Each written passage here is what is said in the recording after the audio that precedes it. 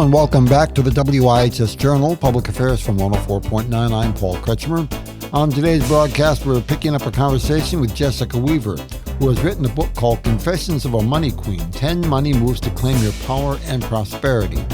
She's sharing some tips on how women can be more comfortable and more secure finances-wise. Too for it. So I agree. I take my own advice and I work with a business coach, multiple business coaches and consultants, because they see what I can't see. They also know the easier route, the shortcuts, instead of having to trial and error your learning experience or Googling it and getting a million different answers. Is that an example of someone prudently spending some money or investing in some money in order to make more money or put yourself in a better position? Then that's what it sounds like.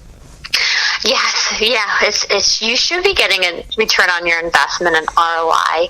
When you invest in an advisor, a coach, a planner, they should have systems that you can, and they should be able to articulate that you take these systems in and on, you're going to get a return on your investment. And how long does that take to recoup that initial investment? It could be weeks, months, years.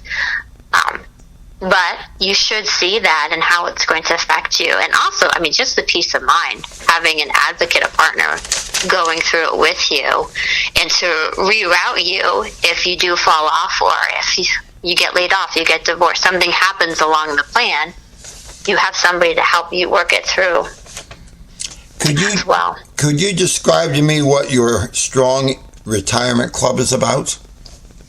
Sure. This is, and it's become more of a community, but it's a way for women in an intimate setting, 8, 10, 15 women.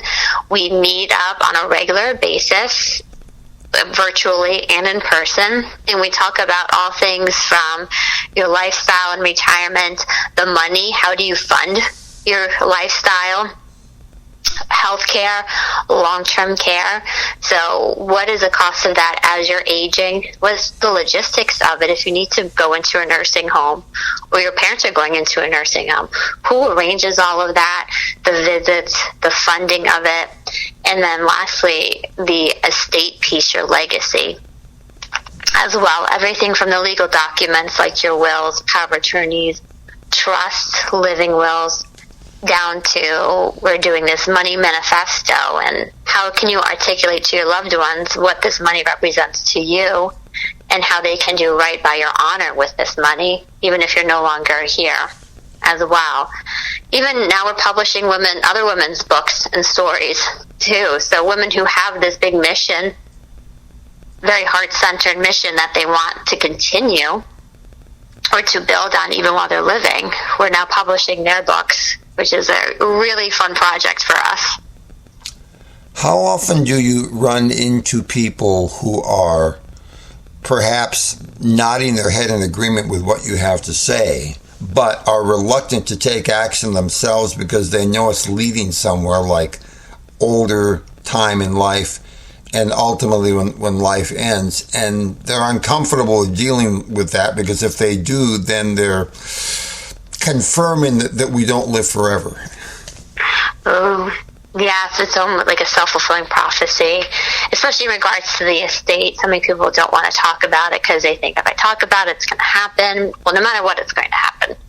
So how can we leave our loved ones an even better place after we pass than where they are right now? I have young kids. I have a 6-year-old and a 3-year-old, and I want to know that my work will help pay for their college even if I'm not here, or for my daughter's wedding dress if I'm no longer here. So think beyond just yourself. It's an act of love. Doing this for you, for your loved ones, it validates those relationships as well. And that was exactly the doctor I met with just before this call. She goes, I did some of the homework you gave me, and her homework was to go through her expenses. She did some of it, and then she froze. She goes, I couldn't do any more. And she hit an upper barrier limit where she's doing the action. She quit smoking. She's quit eating out. Her health is changing. And it's out of her comfort zone, right? She's in unknown territory, and she almost short-circuited herself because of that. So then we had to coach her through, right? How do you move past when you have these beliefs of not being worthy enough, or not being important enough, or not having enough money to work with an advisor? How can we work past those, because those aren't serving you anymore? They're just keeping you stuck as well. It sounds like you are both conscious of legacy, because of what you just mentioned a moment ago about thinking ahead about some of the things that your loved ones will be able to do even if you're not there. That sounds like a legacy preparation.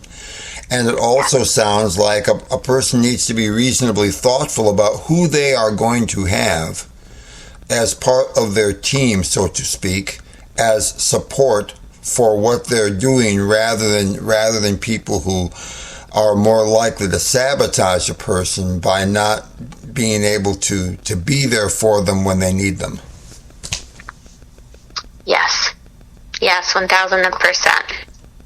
Exactly what you said, Paul.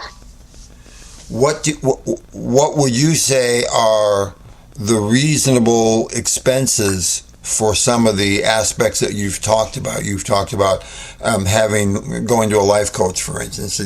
Is there an upper or lower limit generally, or is it kind of a proportion or a percentage of what you have in terms of assets to work with? Sure. Yeah, and advisors, they work in a lot of different ways. They charge for their services in different ways. For us, and this is becoming more and more the average, where people will pay for a multi-step financial plan where you're meeting multiple times over the course of 3 months, 6 months to a year.